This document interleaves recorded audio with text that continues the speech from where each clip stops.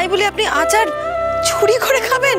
বৌমা, এই কথা কাউকে বলো না, এই কথাটা কাউকে বলার দরকার নেই গো।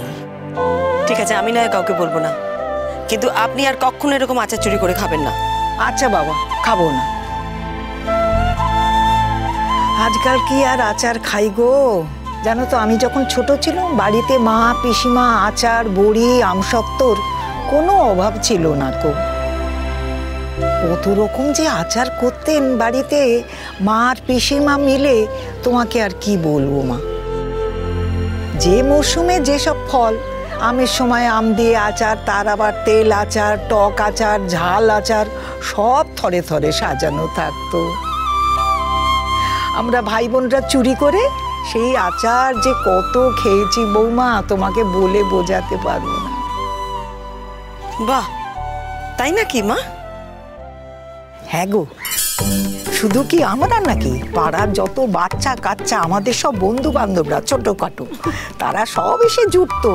মা পিসিমারা যেই একটু বিশ্রাম নিতে গেছে না, তখন আমাদের পায়কে বয়ম খুলে।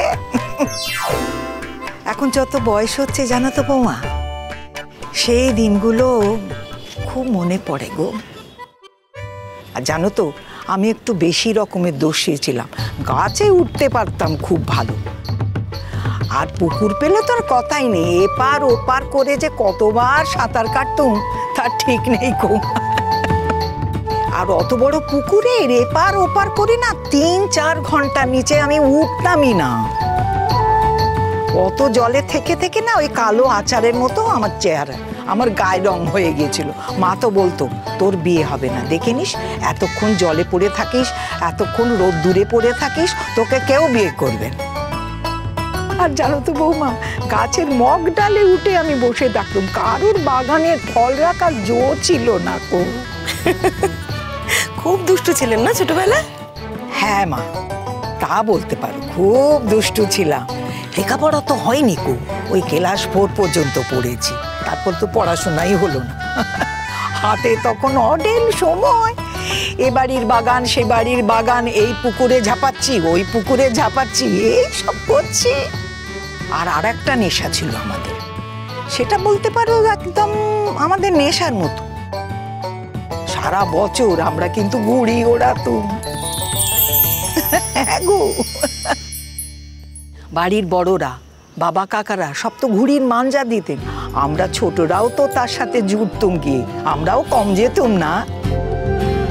তার জন্য তো বাড়ির মা কাকিমা জেঠিমারা খুব বকতো, কে কার কথা শোনে। আমি খুব ঘুড়ি ওড়াতুম, ওই বকা টকা আমাকে দমাতে পারতো না। আমার ঘুড়ি না অন্য ঘুড়িকে খুব কাটতে পারত। তাই বিশ্বকর্মা পুজোর দিন আমার এ পাড়া থেকে ডাক, ও পাড়া থেকে ডাক, নানান পাড়ার থেকে কেবল ডাক আসতো, জানো তো। আপনার ছোটবেলাটা তো খুব ভালো ছিল মা। হ্যাঁ, তা বলতে পারো। ওই ছোটবেলার মতো আনন্দ আর জীবনে তো পেলুম না। তারপরে তো দেখাশোনা করে বিয়ে হয়ে আমি শহরে চলে এলাম। ছিলুম গাঁয়ের মেয়ে, হয়ে গেলাম শহরের মেয়ে। এই বাড়ির আটকাটের মধ্যে এসে পড়লুম, খড়খড়ির জানলা খুলে বাইরের দিকে তাকিয়ে থাকতুম চোখ মেলে। ওই যে ফেরিওয়ালাগুলো হাঁক মেরে যেত, ওই ছিল তখন আমার জগৎ গো। তবে সত্যি কথা বলতে কি জানো, বিয়ে হয়ে এস্তক এই বাড়িতে কোনোদিনই আমার মন ঠিক মতো বসেনি গো। ছোটবেলা থেকেই তো মাঠে ঘাটে আলো বাতাসের মধ্যে বড় হয়েছি, এই চাপাচাপির মধ্যে কি আর থাকতে পারি গো। তারপর থেকে এই স্বভাবটা যেন কিরকম বদলে গেল আমার। হ্যাঁ বৌমা, আমি প্রথমে এরকম মানুষ ছিলাম না। তো বিয়ে হলো তো এক যৌথ পরিবারে, এসে তো পেলাম তোমার শ্বশুর শাশুড়ি, খুড়শ্বশুর খুড়শাশুড়ি, এক বিধবা পিস শাশুড়িকে, সবাই মিলে আমরা একসঙ্গে থাকতুম। জানো তো বৌমা, প্রথম প্রথম আমাকে সবাই একবারে পায়ে দোলে পিষত। প্রথমত এসে মাত্রই আমার নামটা বদল করে দিল। আরে বাবা, যে নাম শুনে বড় হয়েছি সে নামটাই তো আর আমাকে ডাকা হতো না, অন্য নামে ডাকতো। কত সময় চিনতেই পারিনি, কত সময় জানো তো বৌমা, কত সময় সারাই দিনই চিনতেই পারিনি যে ওটা আমার না। আমার শাশুড়ি, খুড়শাশুড়ি, পিসশাশুড়ি সবাই মিলে আমাকে যে কি মুখঝামটা দিত বৌমা, তোমাকে আমি আর বলে শেষ করতে পারবো না। আমি বিশ্বাসই করাতে পারতাম না যে আমার নিজের নামখানাই আমি ভুলে গেছি। কম অত্যাচার পাইনি গো আমি বৌমা, কম অত্যাচার পাইনি। তখন আমার কতই বা বয়স, মাত্র 14 বছর বয়সে তো আমার বিয়ে হয়ে গিয়েছিল। কম বয়স তো, ভীষণ খিদে পেত, কিন্তু খিদে পেলে তো খাবার জয়ই ছিল না গো। জানো তো বৌমা, বাপের বাড়িতে সকালবেলা আমাদের কি ছিল জানো? জলখাবার, গরম গরম সেদ্ধ ভাত, তার সাথে আলু সেদ্ধ, তার সাথে ঘরে পাতা ঘি দিয়ে খেতাম। আর এখানে এসে ওই তো রুটি আর তরকারি, রুটি আর তরকারি।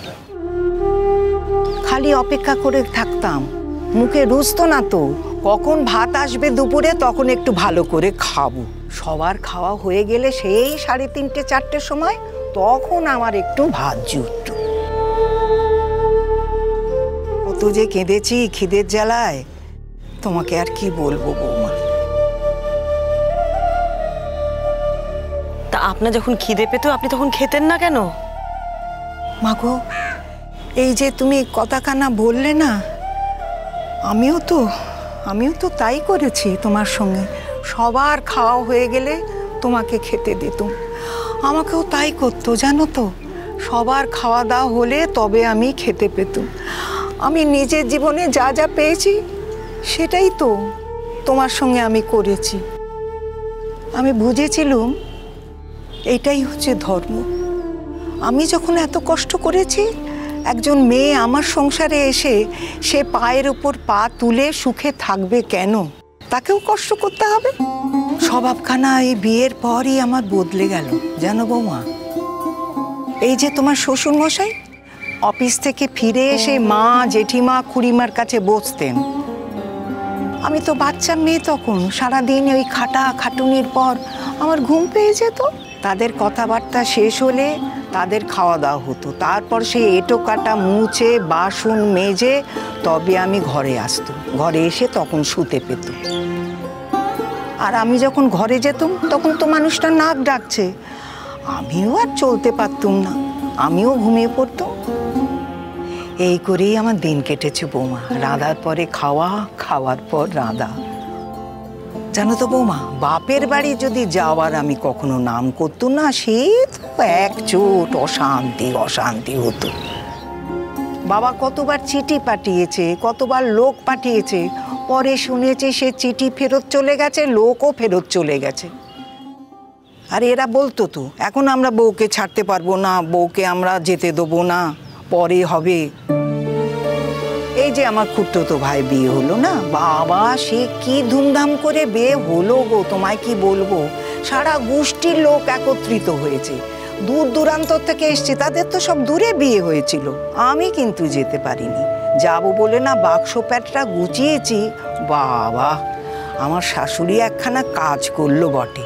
শুনলুম তার নাকি ধাত ছেড়ে যাচ্ছে, সারা রাত্রি বাথরুম আর ঘর করেছে। কি না ইচ্ছে করে কি সব ওষুধ খেয়ে এরকম কাণ্ড বাঁধিয়েছে।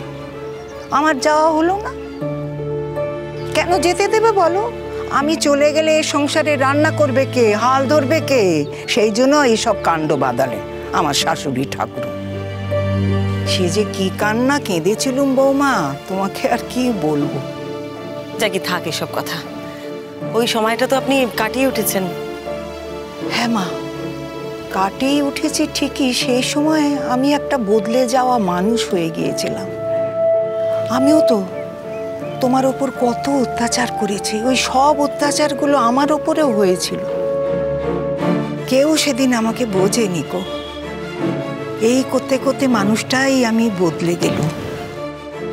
আজ হাতে অনেক সময় পাই তো, অনেক অবসর, তাই এসব পুরনো কথাগুলো আবার মনে পড়ে।